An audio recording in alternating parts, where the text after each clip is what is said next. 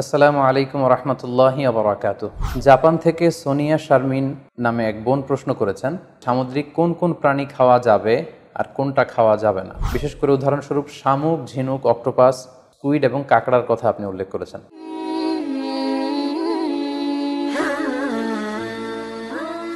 এক্ষেত্রে আমরা বিশ্বাসীরা এই মূলনীতি সবসময় অবলম্বন করতে হবে যে যেটা তৈগিবাত পবিত্র সেটা আমাদের জন্য খাওয়া, সেটা কনজিউম করা আমাদের জন্য হালাল, আর যেটা খাবাইস অপবিত্র সেটা কনজিউম করা আমাদের জন্য হারাম। তাহলে আমরা এই সিদ্ধান্তে উপনীত হতে পারি যে সামুদ্রিক সব ধরনের প্রাণী খাওয়া বা সিফুড খাওয়া জায়েজ, যদি এটা স্বাস্থ্যের জন্য ক্ষতিকর নয় বা এর মধ্যে বিষাক্ত কোনো জিনিস নেই, এটা যদি প্রমাণিত হয়।